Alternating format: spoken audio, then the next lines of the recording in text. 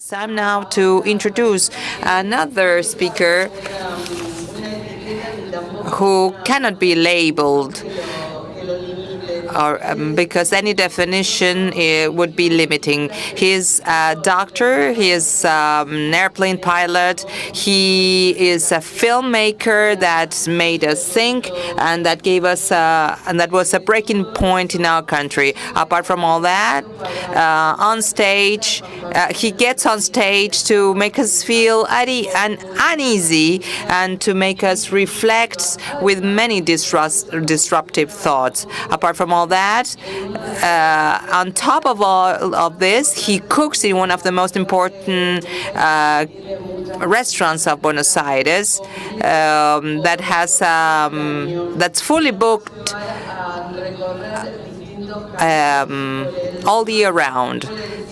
He's going to lead us through different paths, and the main idea is to think together what it means to feed somebody.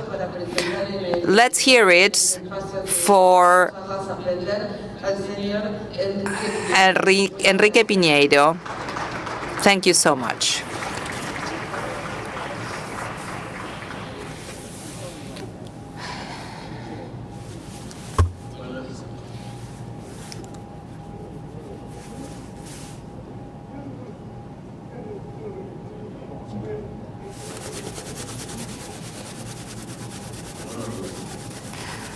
Good morning, everyone.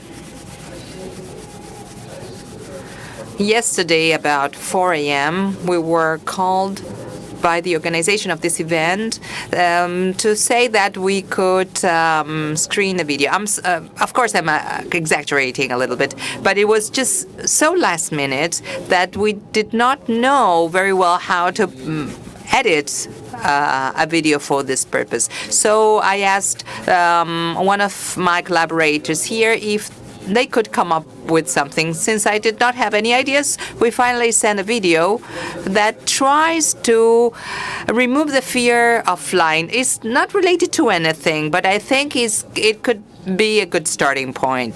And I ask you, please, to the organization if they can screen this video. Why do airplanes fly? I'm going to make a scientific demonstration. And this is Greece, authentically masculine. And this goes for the next 2 hours. Lord Cheslin, it used to be a grease, a hair grease, hair gel. Why does airplane fly?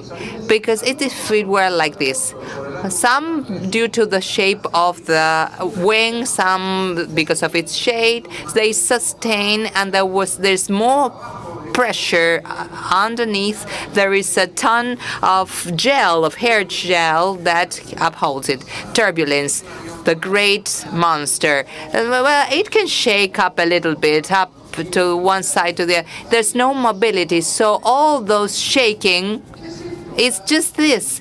You are in a flask of hair gel. If you are scared, the serious problem is to have a mosquito inside the plane. Those are lethal. This gel was freely distributed among people with capillary turbulence. During this short, no animal was damaged. This is as a starting point. Besides, every time you are afraid, there's somebody who is making cash out of your fear. There's a whole industry behind fear. In general, it prevents us from tackling something rationally and have dialogues about it. If those who do not think like me is an enemy, we became very endogamic.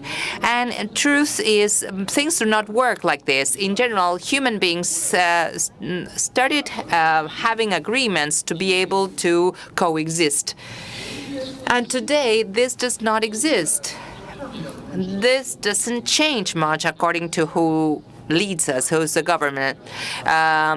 Sometimes I used to say a fascist, that say a leftist, followed by different insults. The thing is that we are always within our endogamic pool, surrounded by people who think like that, like us. And this is lethal for creativity, for human thinking, for coexistence. If we only speak with people who thinks and speaks like us, we are going to start closing up in groups, being unable to listen to one another.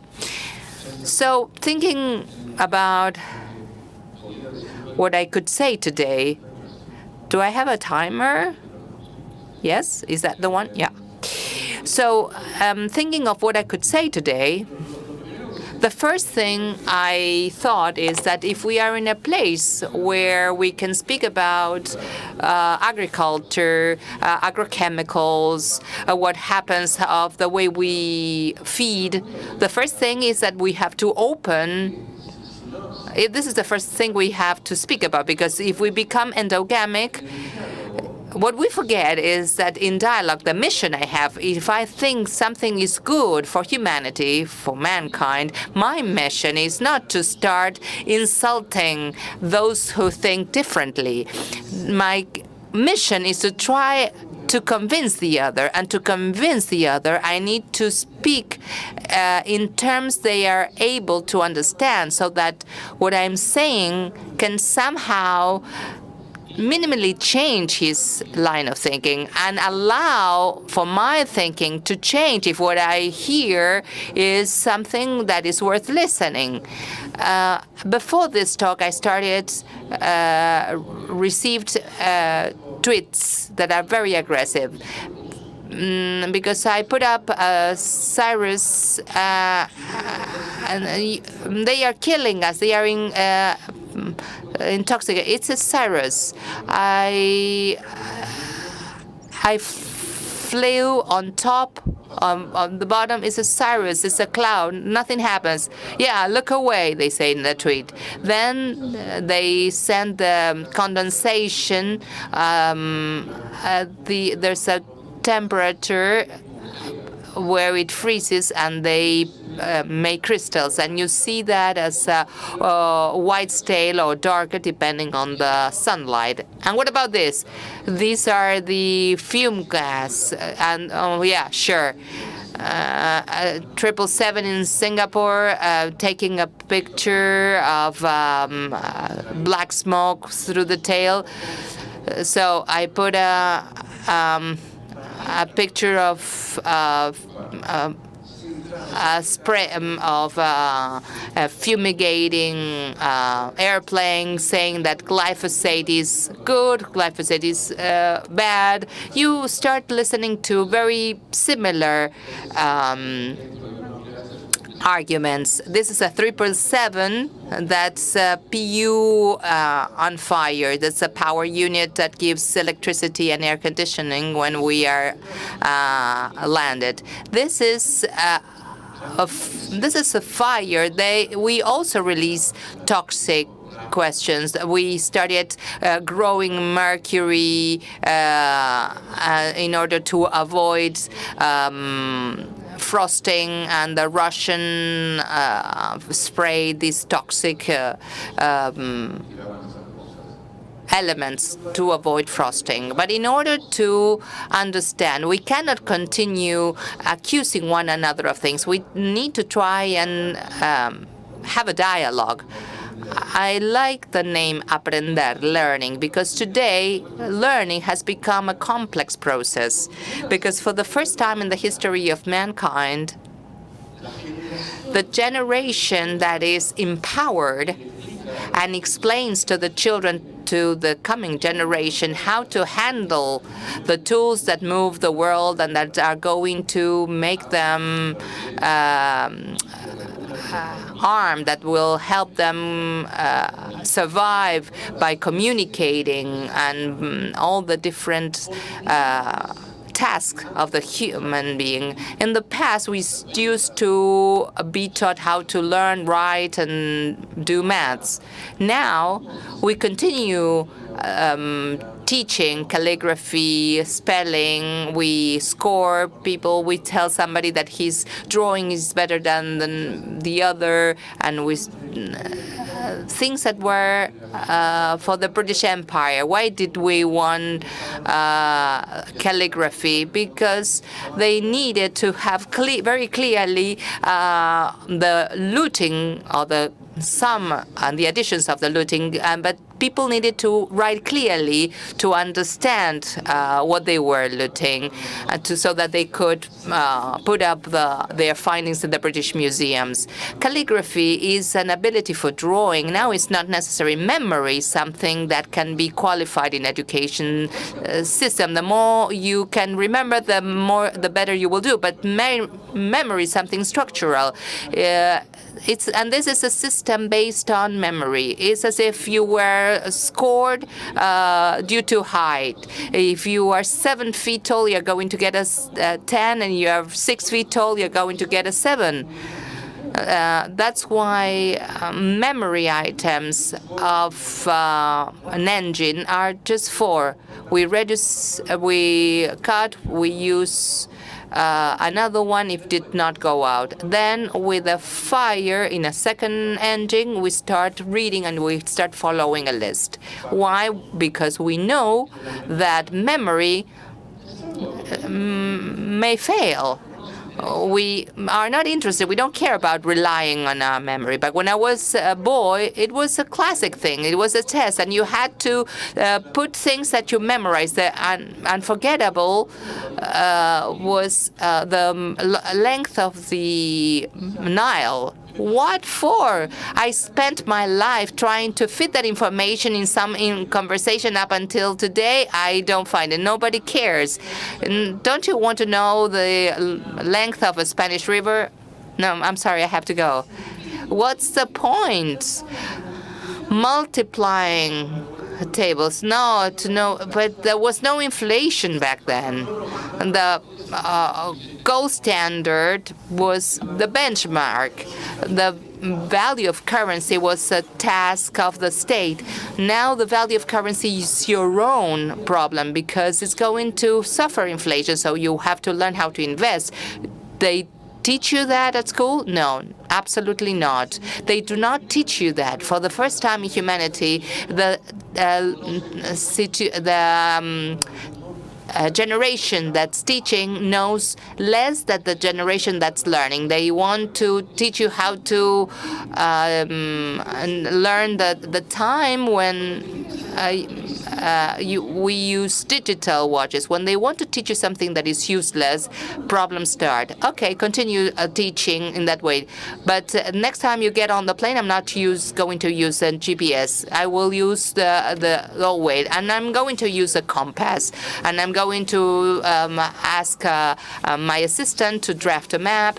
That's non-existent. So the possibility of learning, it has to do with, it's a metaphor of the educational system. Jimmy Page developed a guitar, and they did not allow him to use it because it was an invented guitar, and that's a metaphor. There's a lot more pressure to adapt ourselves to these times. In fact, the self-oriented learning environment implies that children learn by themselves. In slums of Mumbai, they started playing with these computers, and they learned a lot, and they grouped depending on their curiosity for learning, not by age. We tend to group people by age in the school system. Speakers should be 42 and audience members 38. Why? What's the purpose? That's what we do with children. We group them according to age. And talking about kids, somehow I feel that I'm doing what we were doing when we were 6. Somehow I am sort of focusing on my toys and my play, my games. If I have acted or if I have cooked or I have flown as a pilot. It has to do with what I did when I was 6. I would for example, draw the overhead panel on a roll of paper, of cardboard paper, and paste it on the ceiling. And I spent hours in a chair playing the pilot, just under the staircase. When I was 6, I cooked for the first time a fried egg. Because my home was very special. I do not have this history of my granny who used to teach me this or that. Nothing. My dad didn't like spices. He didn't like garlic. He didn't like onions. My mother said that she was a great cook, but we never saw her cooking, and my granny didn't know what a pot was for. So I said to myself, if I don't cook here, I will never survive. So when I cooked a fried egg in this aluminum pan that I still own and I have burnt entirely, I saw how there was this transformation of the viscous egg yolk and egg white and how it became a fried egg thanks to the action of the heat. Of course, apart from humidity, time, temperature, and pressure are just some factors. So it was alchemy for me. It was about me discovering that and saying, wow. And the same thing applies to acting. All kids are actors. All kids play at killing each other, or they play at being cowboys or being astronauts and so on. If, for example, a kid shoots another one with an imaginary rifle, the other kid considers himself killed. And, well, acting is that, and even getting paid, imagine. There are 2 ways of making money without working. One of them is being a plane pilot, and the other one is being an actor. When I opened my restaurant, I added sommelier right there, and I said, sommeliers, for example, spend time tasting wine and putting a worried face, and they spit out the wine. They do horrible things. Well, I realized that sommeliers have no sense of humor altogether, so I could... But how did I get started? I started out with what I wanted to do when I was a kid. I wanted to experiment in the kitchen. So I said, I want to have this place where I can experiment in the kitchen. I will distribute 4 small tables. People will come over and I will say, okay, sit down there. And right now I am cooking this. Please pay something symbolic. And if it turns out badly, I'm going to pay the pizza for you guys. Well, I don't know how I ended up with this winery, this bakery, my restaurant, and so on. And then I was able to understand how things came about, because sometimes I undertake things and then all the pieces fall into place. And it was at this point that I said, okay, well, other things begin to happen. You begin to discover the amazing farmers that exist in this country. It's an Eden of products. Like, we have 15,000 kilometers of coast, and we do not consume fish, and also freshwater fish. Nobody tastes them. Nobody wants to eat them. Why? So it was there that I began to understand the meaning of things. I understood that an exclusive place is a positive adjective. When people say exclusive means that it excludes, it leaves other things out. And we do not want an exclusive place. I want an 18-year-old to order an empanada, a beer, and spend a wonderful whale of a time.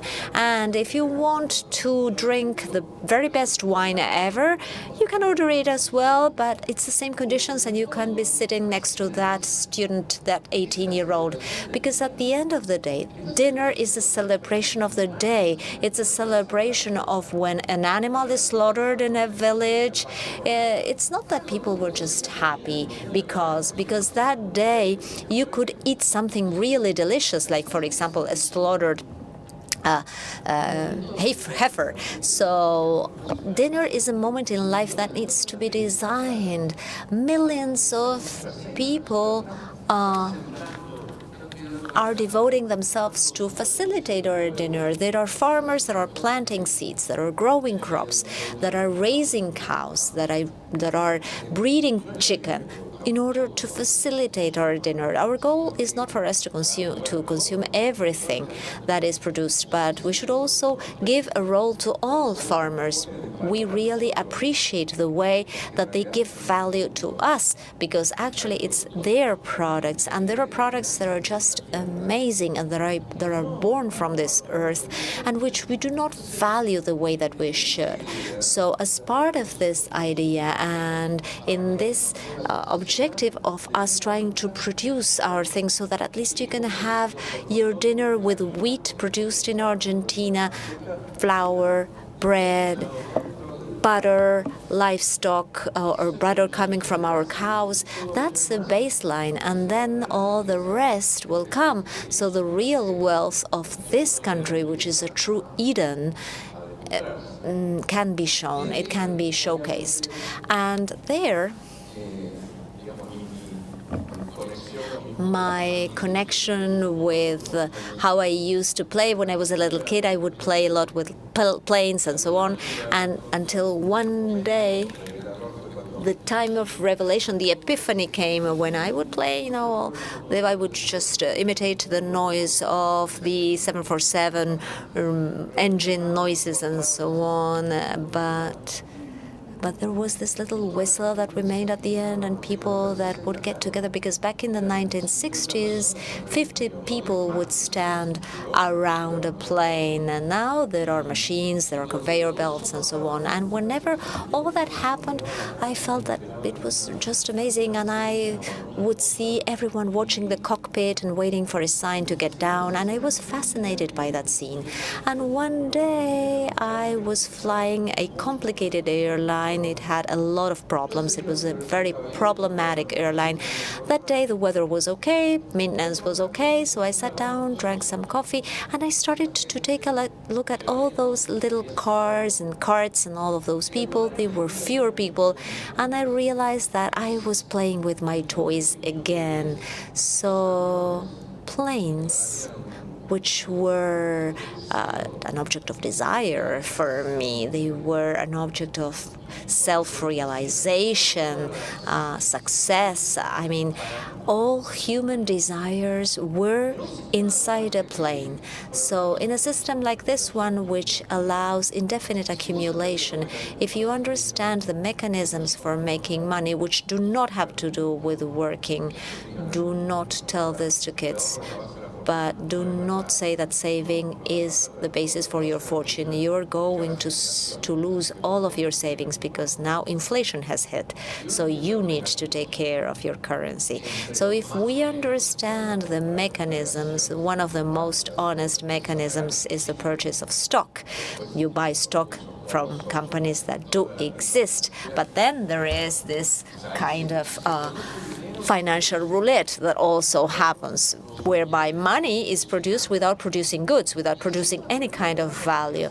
And that is a source of endless accumulation. So I say to myself, something should be done. How do you make money? You make money by speaking on the phone with Apple, with NVIDIA. That is the way money is made. So there are people that, bust their backs working, and sometimes making a simple phone call is going to provide profit that the employee that has been working so much will never earn. Limoncello, for example, it's the epitome of capitalism. You can sell limoncello at the same price as a bottle of wine that requires so much more development than putting a little bit of sugar, water, and lemons. I mean, wine is bred for so long inside wooden barrels, inside, other places. So that's a metaphor of capitalism, limoncello. That is to say, you can make money without doing anything. So I said, let's do something disruptive with capitalism. Let us use the deluxe objects, because we cannot really buy anything with money. With money, you can buy time and relaxation vis-a-vis money. But that is not true, because people that have a lot of money want to make more money, and they are in angst because of that. So what do? You buy yourself a ship or a boat, a private jet. Bill Gates has 64 bedrooms in his house. Do you have 64 friends to invite over? So buying the objects of capitalism and using them in a disruptive way led me to fly planes in direct intervention missions. That is to say, instead of waiting for the entire transporter and how the request for proposal is submitted and so on, I said, let's go ahead. When Tel Aviv was attacked, the Israeli ambassador asked us to fly there to bring back 200 kids. Well, they asked us to do that at 7 p.m. and we were taking off at 1 a.m. Then we were not allowed to land in Tel Aviv, and they were very threatening. But the truth is that this gives us the ability to go in. We also flew to Gaza. We handed in two low cargoes, but the passageways were blocked. This is the first time this has ever happened. We are seeing a level of dehumanization that is ever so violent, and it is a real concern for the future because, for example, places in Sudan where we had released 2 cargoes, we had taken 80 tons of cargo by vessel. These were by the Red Cross. This was enabled by the Red Cross. So we took all of this cargo to Sudan, and the last cargo, which was a 20-ton cargo, we flew it by a plane. We unloaded it, and what did we unload? It was food. It was just food, so that this party, this celebration that is dinner, even in those atrocious circumstances and with so little, would become a celebration for them. Because really there was nothing to celebrate right there. But there was something to celebrate, because otherwise they would have nothing at all, and at least there was the food.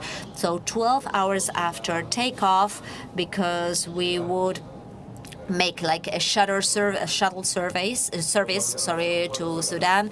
The airport was bombarded. The plane that was sitting next to us disappeared, so that passageway was blocked as well. And this place had never been bombarded throughout the conflict. It was the passageway. It was a bridge that we could reach. So if we try to stand by the side of the civil population that is mistreated by whoever it is, because atrocities do not have a name, they do not have a partisan, they do not have an ideology that can justify them ever. Atrocities against civilians should not exist in any circumstance. I do not care if you have been attacked for the past 40 years. It's civilians, it's kids, it's women, it's old people. They are not participating in the confrontations. So, well, with this vessel, well, again, same thing right here. The migration, there are 15 hotspots of migrants. 5 to 9 people per day die in the Mediterranean because of European hypocrisy, because the Europeans were illegal immigrants in Africa for centuries. They predated the land. They committed mass murder. They pillaged all of their wealth. Right now, the fishing vessels in Mauritania are lying on the sand, and we can see from our planes that there is illegal fishing practice there.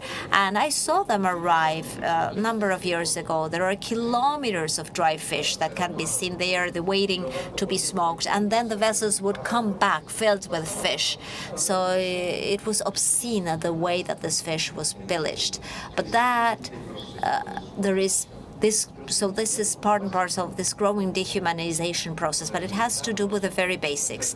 Eating, getting fed. Our life on this planet depends on being fed. Without that, we do not exist anymore. No life is possible. More than 50% of humanity needs to go through excessive torture to have access to what we give for granted. like the celebration that is our dinner. Because again, every dinner is a celebration. It is a moment in which you heal your wounds. It's a moment in which you celebrate the successes of the day. It's the moment in which we look at each other without cell phones on the table, when we look at each other and we tell things to each other. Imagine how many things are born around a table. Romances. Romances are not born in a disco because everyone is on drugs in discos. So these romances are born around the dinner table, where you drink some wine and you eat delicious food. So it's so primeval. It is so fundamental for our being in the world that we have to be very careful with everything that we lay on this table, what people will sit around this table, where will we put this table. At the end of the day, that is what brings together all of human work and human spirit. So I hope that as part of these antagonistic trends that we can see nowadays in our modern world, I hope that we will be able to communicate more effectively with one another and achieve a more human and more humane coexistence, which is what is missing so much in our lives. So 53 seconds to go. So I would like to use the remaining time to thank you for your attention. Thank you for the time that you have shared with me. Thank you.